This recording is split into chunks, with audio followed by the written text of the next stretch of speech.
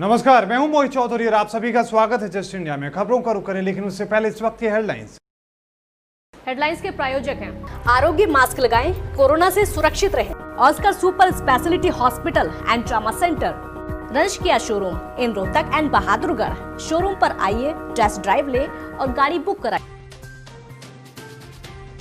देश में पिछले 24 घंटे में आए कोरोना के 62,000 नए मरीज। 24 घंटे में 1,000 की हुई मौत। संक्रमितों की संख्या 22 लाख के पार।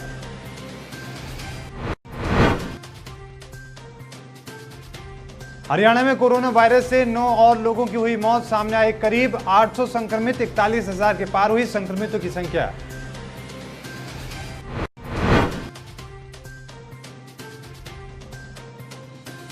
कुरुक्षेत्र से बीजेपी सांसद नायब सिंह सैनी हुए कोरोना संक्रमित। फेसबुक पर दी जानकारी। संपर्क में आए लोगों से की जांच कराने की अपील।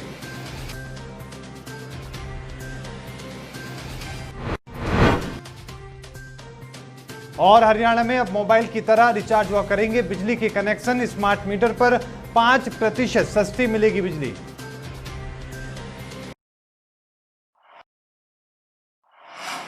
हरियाणा में बिजली उपभोक्ताओं के बिल कम करने और लाइन लॉस को घटाने के लिए स्मार्ट मीटरों की योजना तैयार की गई है। इस योजना के तहत प्रदेश में करीब 30 लाख स्मार्ट मीटर लगाने की तैयारी है। इन मीटरों का सबसे बड़ा फायदा ये होगा कि 5% बिजली के रेट पर ये लिए जाएंगे। साथ ही मोबाइल रिचार्ज की तरह बिजली के मीटर को रिचार्ज किया जा सकता है, तो वहीं बिजली की गैर जरूरी खपत भी कम होगी। हरियाणा के विद्युत नवीन एवं नवीनीकरण ऊर्जा मंत्री रणजीत सिंह ने कहा कि प्रदेश में साल 2024 तक 30 लाख स्मार्ट मीटर लगाए जाएंगे। पहले चरण में लगभग 1,600 करोड़ रुपए की लागत 10 लाख स्मार्ट मीटर लगाने का कार्य किया जाएगा। दूसरे चरण में 20 लाख स्मार्ट मीटर लगाने का लक्ष्य निर्धारित किया गया है। 1,600 करोड़ रुपए की इस राशि में से केंद्र सरकार द्वारा 780 करोड़ रुपए की सहायता दी जाएगी, जबकि 820 करोड़ रुपए राज्य सरकार खर्च करेगी।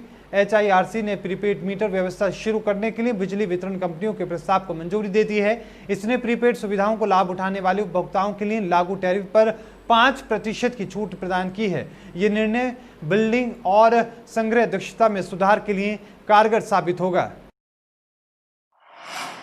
कुरुक्षेत्र से बीजेपी सांसद नायब सिंह सैनी ने अपनी फेसबुक आईडी पर कोरोना पॉजिटिव आने की पुष्टि की है।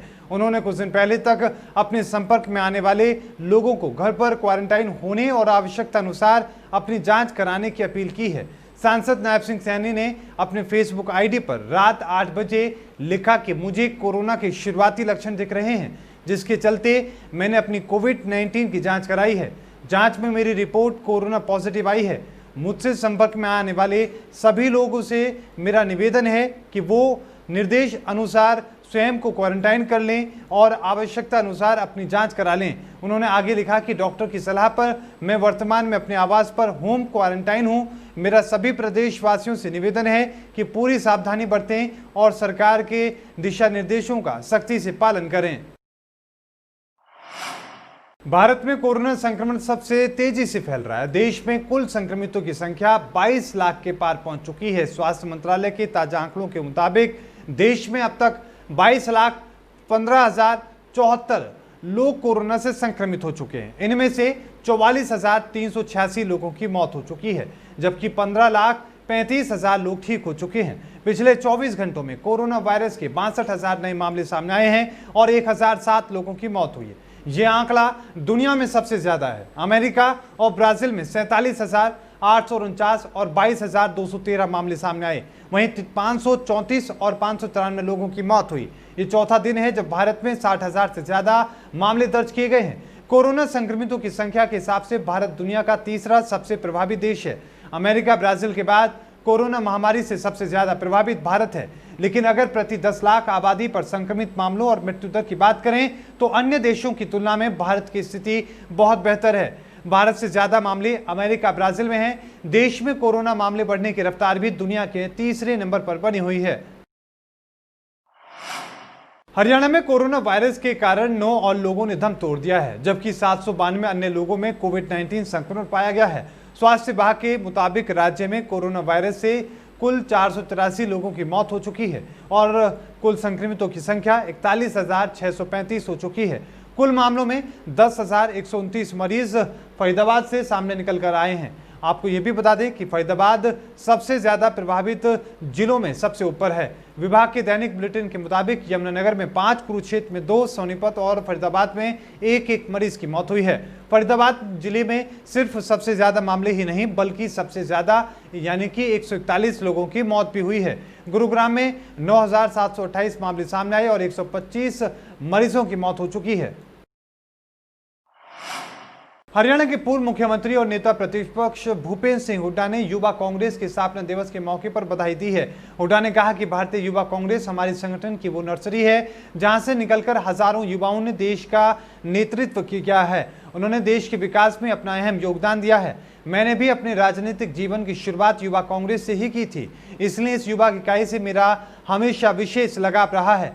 युवा कांग्रेस का हर कार्यकर्ता युद्ध के मैदान में सबसे आगे तैनात सिपाही की तरह रहता है, जो देश हित में संगठन के लिए हर समय अपना सब कुछ न्योछावर करने को तैयार रहता है। युवाओं और देश हित के मुद्दों को आवाज देने के लिए ये संगठन हमेशा संघर्षरत रहा है। आज एक बार फिर संगठन की तरफ से मुहिम चलाई गई है कि रोजगार दो। मैं इस मुहिम के लिए युवा कांग्रेस और हरियाणा युवा कांग्रेस अध्यक्ष सचिन कुंडू को शुभकामनाएं देता हूं। रतिया इलाके की अनाज मंडी में किसानों ने केंद्र सरकार के 3 अध्यादेशों के खिलाफ जनसभा की और रतिया शहर में सैकड़ों की संख्या में किसानों ने रैली निकाली। किसानों ने तीनों अध्यादेशों का विरोध किया है। इस जनसभा में सैकड़ों की संख्या में किसान मौजूद रहे। मीडिया से बातचीत करते हुए किसान नेता मनदीप सिंह ने बताया कि किसानों के द्वारा लगातार सरकार के तीनों अध्यादेश का विरोध किया जा रहा है। आने वाली 15 अगस्त को स्वतंत्रता दिवस के दिन किसान इन तीनों अध्यादेशों की प्रतियां पूरे हरियाणा में जिला स्तर पर जलाएंगे और अपना रोष व्यक्त करेंगे। मनदीप सिंह ने कहा कि अगर फिर भी सरकार इन तीनों अध्यादेशों को वापस नहीं लेती है तो किसानों का आंदोलन लगातार जारी रहेगा। किसान संघर्ष समिति के बैनर के नीचे रतिया के अंदर रोष मार्च किया और रैली की और 15 अगस्त को आज़ादी दिवस पर जहां आज़ादी का जश्न मनाया जा रहा है और जिस आज़ादी के लिए बड़ी कुर्बानियां दी हमारे लोगों ने, आज उस आज़ादी पर चंद लोगों का कब्जा है। किसान और मजदूर की आज़ादी कब आएगी, इस मांग को लेकर हम तीनों अध्यादेशों की कापियाँ पूरे हरियाणा के जितने भी जिला हेडक्वार्टर उन पर जलाएंगे और बड़ा आंदोलन हरियाणा के किसान इन तीनों अध्यादेशों के खिलाफ।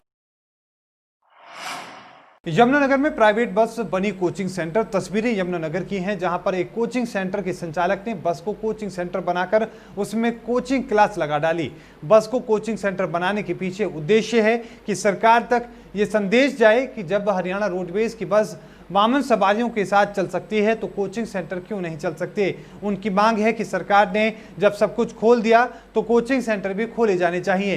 दिन ब दिन कोचिंग सेंटर संचालकों की आर्थिक स्थिति खराब हो रही है या सरकार सभी को कोई राहत पैकेज दे रही है। अब ऐसे में हमें यानी कि संचालकों को भी सरकार को कोई राहत पैकेज देना चाहिए। बस में क्लासेस लगी, सबसे पहली बात तो ये बहुत अच्छा लगा कि इतने दिनों के बाद हम अपने टीचर से मिले, उनसे हमने इंटरेक्ट करा इतने अच्छे से। क्योंकि जब हम ऑनलाइन क्लासेस में पढ़ते थे सबसे पहली दिक्कत तो वहाँ पर नेटवर्क इशू रहता था कि कभी क्लासेस अटक रही हैं, कभी उनकी पिक्चर क्लियर नहीं आ रही है, कभी उनकी वॉइस नहीं हमें सुन रही है और अगर सुनता भी था तो इतने अच्छे से समझ नहीं आता था और इसकी वजह से हमारी एजुकेशन बहुत सफ़र कर रही है। हमारे कोचिंग सेंटर्स पिछले 4 महीने से बंद पड़े हैं तो इस वजह से हमारी पढ़ाई में काफ़ी दिक्कतें और परेशानी हो रही थी। और अब जैसे सरकार ने धीरे धीरे सब कुछ खोल ही दिया, जिम वगैरह जहाँ पे सभी लोग सारे मशीनों को हाथ लगाते हैं तो उससे कोरोना नहीं फैल रहा। तो हम तो फिर भी क्लास में 10 या 15 बच्चों का ही समूह होता है तो हमारे में कोरोना कैसे फैलेगा। और हम तो अब बड़े हो गए, हम तो अपनी सेफ्टी खुद भी रख सकते हैं। तो जैसे सरकार ने कह दिया कि 52 पैसेंजर वाली बस में भी कोरोना नहीं है तो हमारी क्लासेस तो फिर भी 10 या 15 बच्चों की होती है तो उसमें कोरोना कैसे फैल सकता है। तो सरकार का मानना ये है कि जो बसेस में 52 पैसेंजर बैठेंगे उससे कोरोना नहीं होगा उनको। तो हम भी सरकार को ये जानना चाहते हैं कि सरकार क्या हमें भी यही कहना चाहती है कि आप अपनी कोचिंग क्लासेस बसेस में लगा लें क्योंकि बसेस में कोरोना नहीं होता। और क्या बसेस में सोशल डिस्टेंसिंग का ध्यान रखा जाएगा, क्या सैनिटाइज प्रॉपर हो पाएगा। अगर वहाँ एक 10 बाई 20 की बस में 52 पैसेंजर्स बैठ सकते हैं तो हमारी कोचिंग सेंटर में जो 15 बाई 20 के क्लासेस रूम होते हैं और उसमें 15 से 20 बच्चों का एक बैच होता है तो वहाँ क्यों नहीं बैठ सकते। हरियाणा के हिसार शहर के एक होटल में थाईलैंड की एक महिला के साथ कथित तौर पर सामूहिक दुष्कर्म का मामला सामने आया है। पुलिस ने ये जानकारी देते हुए बताया कि गुरुवार रात हुई इस घटना के संबंध में होटल के मालिक सहित 2 लोगों को हिरासत में लिया गया है और एक आरोपी को गिरफ्तार किया गया है। पुलिस के मुताबिक लगभग 40 साल की उम्र की ये महिला 3 मार्च को दिल्ली आई हुई थी और इसके बाद वो अपने दोस्तों के साथ मिलकर यहां से 300 किलोमीटर दूर हिसार में चली गई। महिला ने शिकायत की है कि जब होटल का मालिक उनके कमरे में आया उस वक्त वो नशे में थी। उसने महिला के साथ दुष्कर्म किया। महिला ने यह भी कहा कि एक और व्यक्ति ने भी उनके साथ यौन उत्पीड़न करने की कोशिश की। पीड़िता ने पुलिस में दर्ज अपनी शिकायत में कहा कि एक शख्स ने उनकी मदद करते हुए उन्हें पुलिस स्टेशन लेकर आया। पुलिस ने कहा कि मामला दर्ज कर लिया गया है और आरोपी गुलशन जो होटल का मालिक है उसे गिरफ्तार कर लिया गया है। इसकी सहेली ये थाईलैंड की है जो हमें हिसार आई थी और 6 तारीख को रिजेंसी होटल में आई थी। रात 7 तारीख को मैनेजर था रिजेंसी होटल का गुलशन नाम का लड़का, उसने इनके साथ गलत काम कर दिया। 376 और 342 के तहत मुकदमा दर्ज हुए हैं।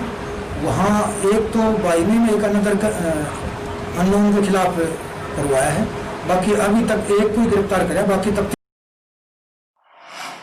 महम कस्बे के बाईपास NH 9 पर एक युवक का शव मिला है, जिसके बाद इलाके में सनसनी फैल गई।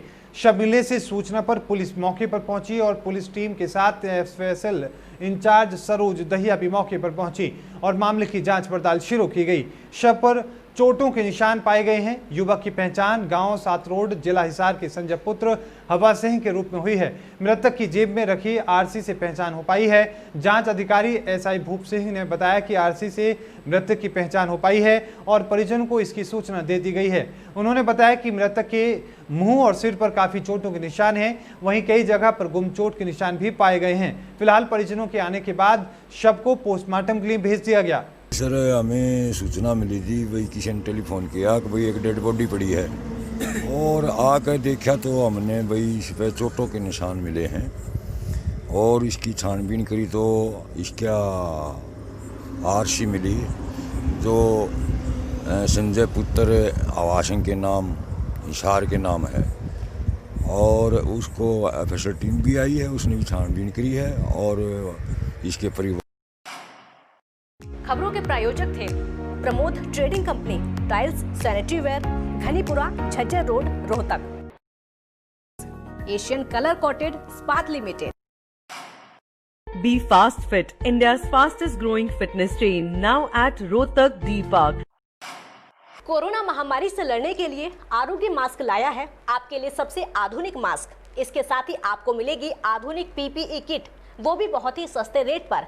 contact@arogyamask.com पर जाएं और हमसे संपर्क करें या फिर www.arogyamask.com से जुड़ें। इसके साथ ही आप हमें कॉल कर सकते हैं। हमारा पता है Anand international, plot number 181, sector 25, Panipat, Haryana.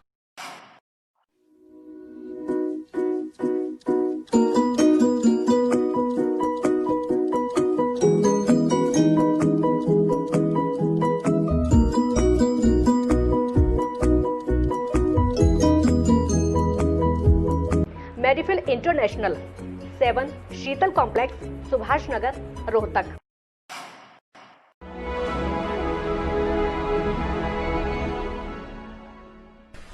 चाचा, आपने नया घर बनवाया है तो घर की छत पर कौन सी शीट लगवाई है? बेटा, मैंने अपने घर की छत पर एशियन शीट लगवाई है क्योंकि वो कभी न मिटने वाले ओरिजिनल निशान की चादरें हैं। साथ में ISI का चिन्ह, 5 साल की वारंटी के साथ साथ पैसों का सही मूल्य देने वाली वही इकलौती शीट्स हैं। क्योंकि नाम नहीं, पहचान जरूरी है। और इस बुलेटिन में अभी के लिए इतना ही। देखते रहिए जस्ट इंडिया। मुझे दीजिए इजाजत। धन्यवाद।